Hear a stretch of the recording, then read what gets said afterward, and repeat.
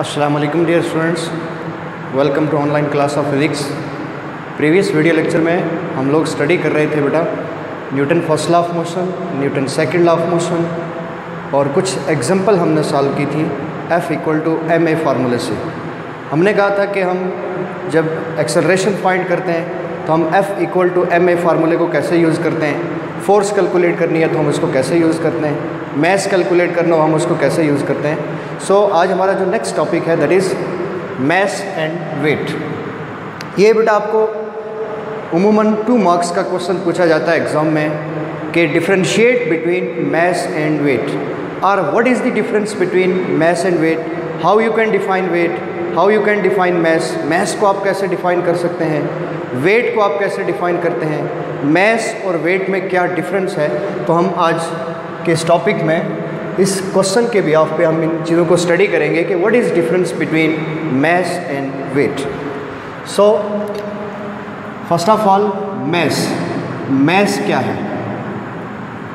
Similarly हम बात करेंगे वेट की कि वेट क्या है और मैस क्या है। हम इसका आंसर कुछ पॉइंट्स में करेंगे। सो पहला पॉइंट हम यहाँ पर यूँ एक्सप्रेस कर सकते हैं, mess of a body, or you can say it is the quantity of matter, it is the quantity of matter possessed by a body, possessed by a body, or you can say the quantity of matter possessed by a body is called mass. The quantity of matter possessed by a body is called its mass. किसी body की जो matter की quantity है, कोई भी body जो matter की quantity को पोजेस करती है, पोजेस के मीनिंग होते हैं मलकियत रखना, कि उस बॉडी के पास जितना मैस होता है, जो मैटर की क्वांटिटी होती है, उसको हम क्या कहते हैं, मैस कहते हैं। So what is weight, weight क्या है, how you can define weight. So weight of a body, weight of a body is the gravitational pull of earth, weight of a body is the gravitational pull of earth towards its center, towards its center is called weight। तो पहला point बेटा हमने जो लिखा, mess और wait को जब आप डिफरेंशिएट करेंगे तो इट मीन कि पहले आप मैस को डिफाइन करेंगे फिर आप वेट को डिफाइन करेंगे। सबसे पहला डिफरेंस आपने डेफिनेशन के बिहाफ पे करना है। सो मैं फिर रिपीट कर रहा हूँ, बोर्ड पे मैंने चीज़ें लिख दी हैं, आप इसको ऐसे एक्सप्रेस कर सकते हैं। जब आप मैस को डिफाइन करेंगे तो हम क्या कहेंगे, it is the quantity of matter possessed by a body is called its mass. Similarly weight of a body is the gravitational pull of earth towards its centre, that is called weight. अब ये कौन सी quantity है।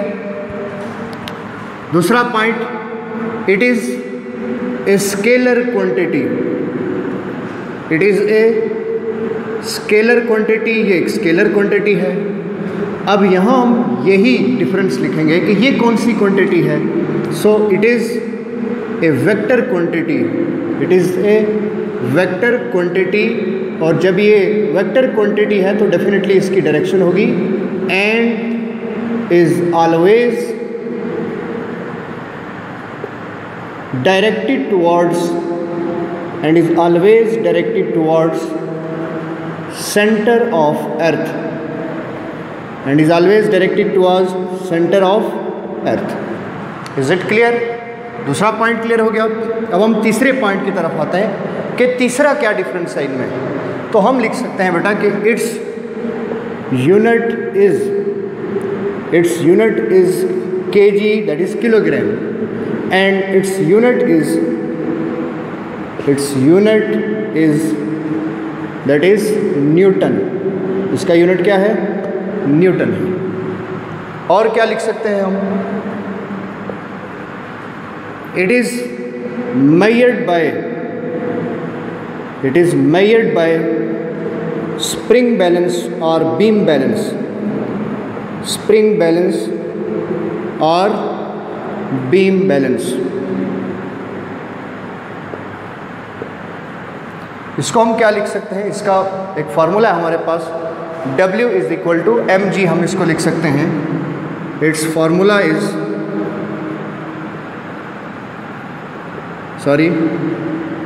It's formula is W equal to mg। तो इसीलिए बेटा हम लिखते हैं F is equal to W equal to mg, जो फार्मूला है F is equal to W and that is equal to mg। That's why हम कहते हैं कि इसका यूनिट क्या है, न्यूटन है। सो ये कुछ बेसिक पॉइंट्स थे जिन पॉइंट्स के बिहाफ पे आप डिफ्रेंशिएट कर सकते हैं मास और वेट को, कि मास क्या है और वेट क्या है। तो इसके बिहाफ पे जब आप इसको एक्सप्रेस करेंगे, 2 मार्क्स का क्वेश्चन आपको पूछा जाता है, तो आप ऐसे पॉइंट्स में जब आप इनको डिफ्रेंशिएट करेंगे तो आपको 2 मार्क्स कंप्लीट मिल सकते हैं। अगर अदरवाइज़ आप इसको ऐसे डेफिनेशन लिख के वो कर देते हैं तो आपको मे बी के एग्जामिनर आपको 2 मार्क्स नहीं देगा, ठीक है। तो इससे रिलेटेड ये चीज़ें आपको आनी चाहिए। नेक्स्ट जो हमारा टॉपिक है आज का, that is next our topic is Newton third law of motion. So Newton third law of motion के लिए हम यहाँ पर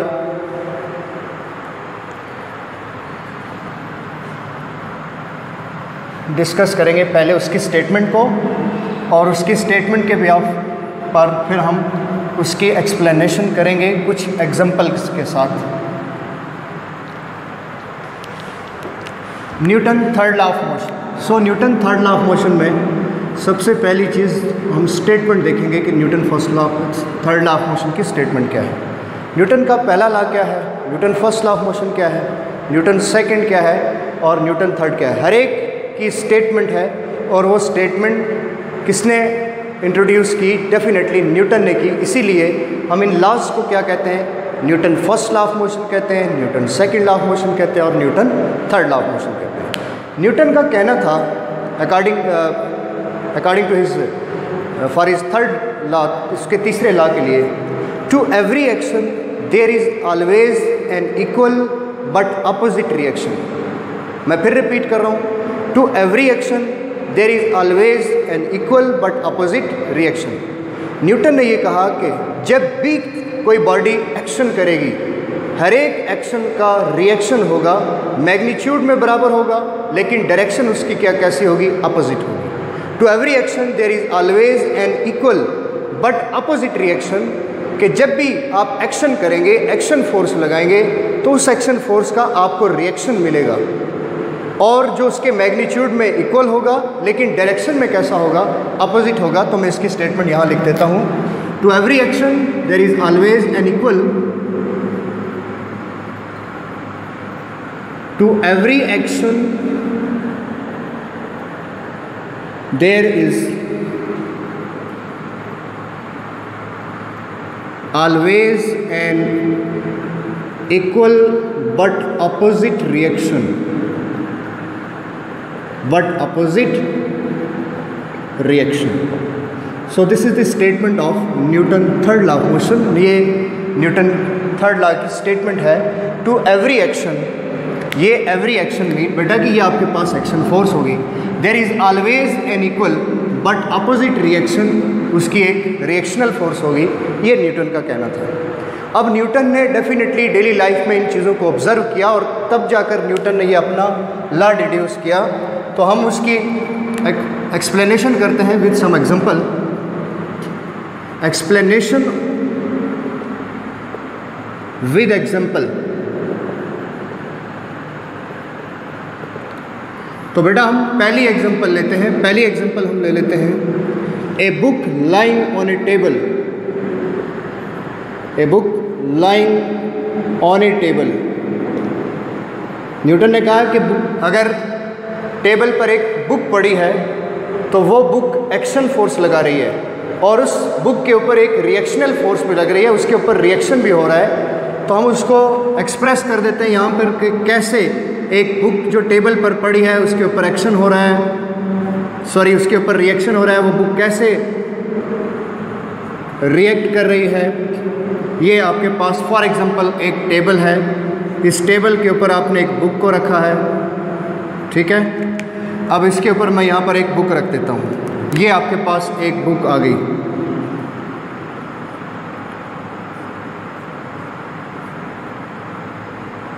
ये आपकी बेटा एक बुक आ गई, ठीक है। आप इस टेबल के ऊपर कोई ग्लास पुट कर देते हैं, तो अब ये आपकी जो बुक है, ये बुक वर्टिकली डाउनवर्ड, ये जो टेबल का टॉप है, ये जो टेबल का टॉप है, इसके ऊपर ये क्या कर रही है, एक्शन कर रही है, एक्शन फोर्स है। This is action of book, और you can say this is action force.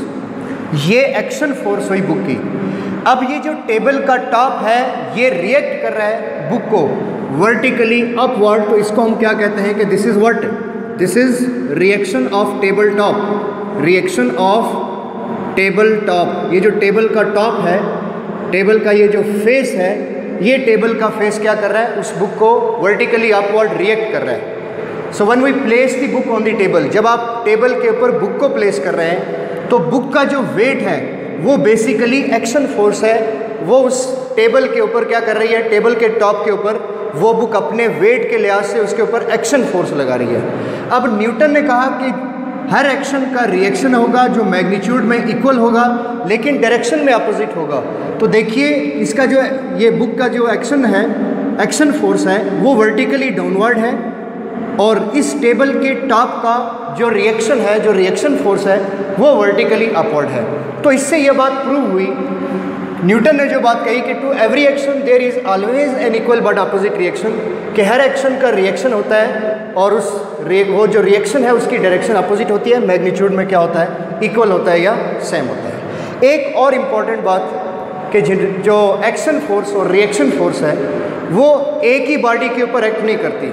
The action and reaction forces do not acting on the same body, कि एक्शन भी उसी फोर्स के ऊपर लगे, रिएक्शन भी उसी फोर्स, रिएक्शनल फोर्स भी उसी फोर्स के ऊपर हो, ऐसा नहीं है। तो इस पॉइंट को नोट कर लीजिए आप कि action and reaction, action and reaction do not act on same bodies, same bodies. Action और रिएक्शन सेम बॉडी के ऊपर एक्ट नहीं करते। फॉर एग्जांपल, ये हमारे पास बेटा एक बॉडी है, इस बॉडी का हमने नाम रखा, ये बॉडी आपके पास ए है, ये आपके पास एक बॉडी है, ये बॉडी आपके पास बी है। तो अगर मैं कह रहा हूँ कि ये बॉडी इसके ऊपर फोर्स एक्सर्ट कर रही है, तो इस फोर्स को हम क्या कहेंगे कि दिस इज एक्शन फोर्स। अगर फर्स्ट टाइम हम ये कह देते हैं कि ये बॉडी इसके ऊपर क्या कर रही है, फोर्स लगा रही है, फोर्स एक्सर्ट कर रही है, तो उसको हम क्या देते हैं, एक्शन फोर्स है। अब इसके रिएक्शन में ये बॉडी इसके ऊपर क्या करती है, फोर्स लगाती है, तो उस फोर्स को हम क्या कहते हैं, रिएक्शन फोर्स कहते हैं। तो हम ये देख रहे हैं कि एक्शन फोर्स ए ने बी पे लगाई और रिएक्शन फोर्स बी ने ए पर लगाई। तो इसका मतलब ये हुआ कि action and reaction do not act on same bodies. Action और रिएक्शन जो दो फोर्सेस हैं वो एक ही बॉडी के ऊपर एक्ट नहीं करती। एक्शन एक बॉडी दूसरे के ऊपर लगाएगी और उसके जवाब में, उसके रिस्पॉन्स में जो दूसरी बॉडी होगी वो फर्स्ट बॉडी के ऊपर जो फोर्स लगाएगी उसको हम रिएक्शनल फोर्स कहेंगे।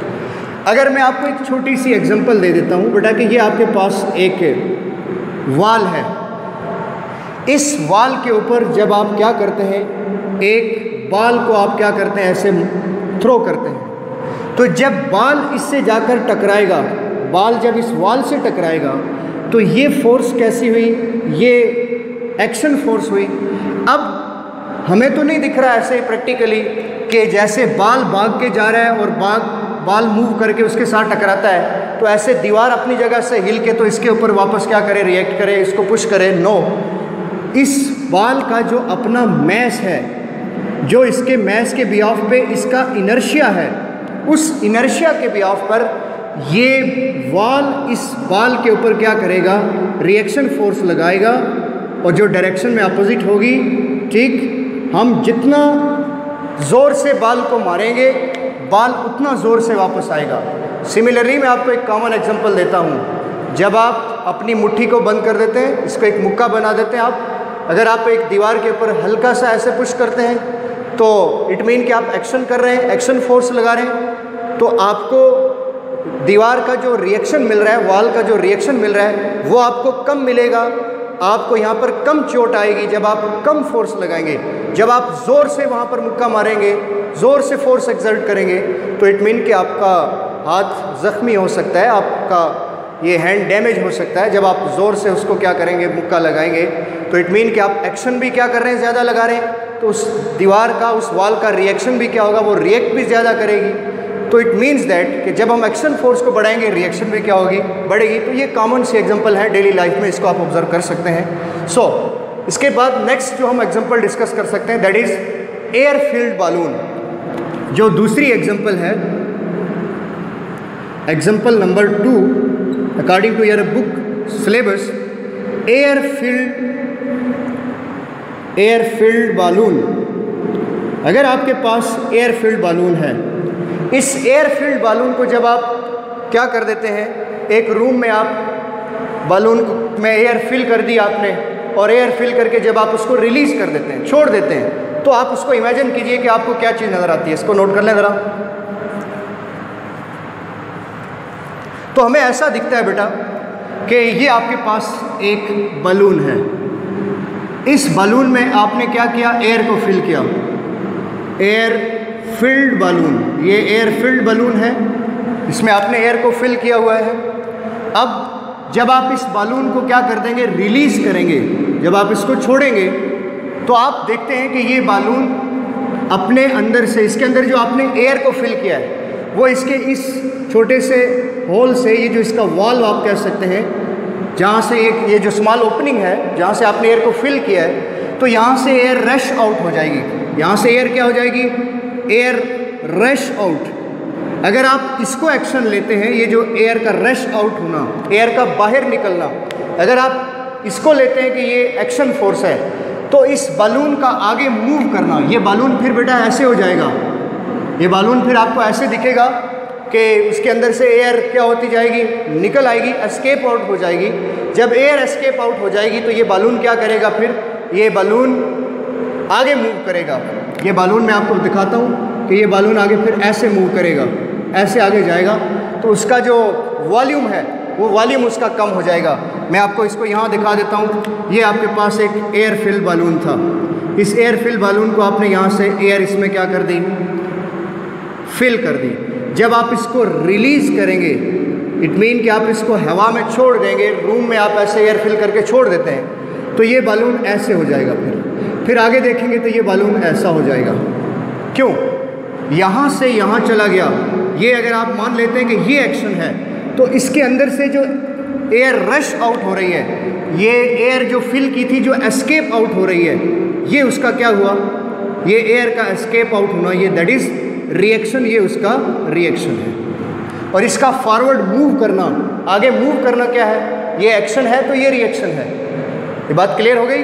तो ये एक कॉमन एग्जांपल है आपके पास। फिर ये बालून का जो वॉल्यूम आपको दिखता है, वॉल्यूम कंट्रैक्ट होने लगता है, उसका बालून का जो वॉल्यूम है वो कम होने लगता है, वो बालून आपको कंट्रैक्ट होता हुआ दिखाई देता है, ऐसी शेप इख्तियार कर देता है। और फिर इसके बाद आप फर्दर कह सकते हैं कि वो मज़ीद ऐसा हो जाता है, दैट मीन्स कि जैसा आपने पहले उठाया था। जब आपने एयर फिल की, एयर फिल करके आप उसको छोड़ देते हैं, तो जब वो आगे मूव करता है, एक्शन हुआ, उसके ऑरिफेस से, उसके बैक से जो एयर रश आउट हो रही है, that is reaction. So this is one another best example of Newton third law of motion. ये Newton third law of motion की एक और एग्जांपल आप नोट कर सकते हैं। सिमिलरली इसी प्रिंसिपल के ऊपर, Newton third law of motion की ये जो प्रिंसिपल है, इसी प्रिंसिपल के ऊपर काम करता है रॉकेट प्रपल्शन। कि जब आप रॉकेट को फायर करते हैं, जब आप रॉकेट को लॉन्च करते हैं किसी लॉन्चिंग पैड से, तो उस रॉकेट की जो मूवमेंट है वो भी बिल्कुल ऐसी ही होती है। वो रॉकेट कैसे जाता है उसको हम ये यूँ देखते हैं। मैं तीसरी एग्जांपल यहाँ नोट कर लेता हूँ।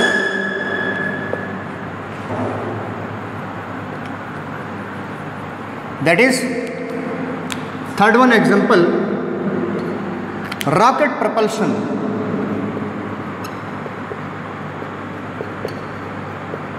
रॉकेट प्रोपल्शन, बेटा ये आप लोग फर्स्ट ईयर में पढ़ेंगे कि जब आप एक रॉकेट को फायर करते हैं एक लॉन्चिंग पैड से, तो उसकी मूवमेंट भी बिल्कुल जैसे आपको मैंने बलून की एग्जांपल दी, ये बिल्कुल वैसा ही उसका बिहेवियर होता है। इसी प्रिंसिपल के ऊपर रॉकेट भी क्या करता है, काम करता है। सो दी propulsion, rocket propulsion based on the Newton third law of motion, rocket की जो propulsion है, रॉकेट का जो आगे बढ़ना है, that is also based upon the Newton third law of motion. अगर आपने इस चीज़ को ऑब्ज़र्व किया हो कभी कि ये आप एक रॉकेट ले लेते हैं, तो इस रॉकेट को जब आप फायर करते हैं ऐसे, तो इसके अंदर जो बर्निंग गैसेस होती हैं, बर्निंग फ्यूल होता है, तो ये जब यहाँ से ये इसको हम बोलते हैं इसका रियर कहते हैं बैक को, जिस पे एक छोटी सी ऑरिफेस होती है, एक छोटा सा पिन होल होता है जहाँ से एयर रश आउट होती है। तो ये इसका बेटा हम ले लेते हैं कि ये इसका रिएक्शन है और ये आगे क्या करता है, मूव करता है। इसको हम क्या कहते हैं, this is the action of rocket. और इसके अंदर से जो बर्निंग गैसेस है, जो रेजिडुअल है, वो एस्केप आउट होता है, that is the reaction. So that is also another best example of Newton third law of motion. तो इसके भी आप इसको क्या कर सकते हैं, एक्सप्रेस कर सकते हैं। और एक इम्पॉर्टेंट पॉइंट जो मैंने आपको बताया कि एक्शन और रिएक्शन फोर्स वो एक ही बॉडी के ऊपर एक्ट नहीं करती।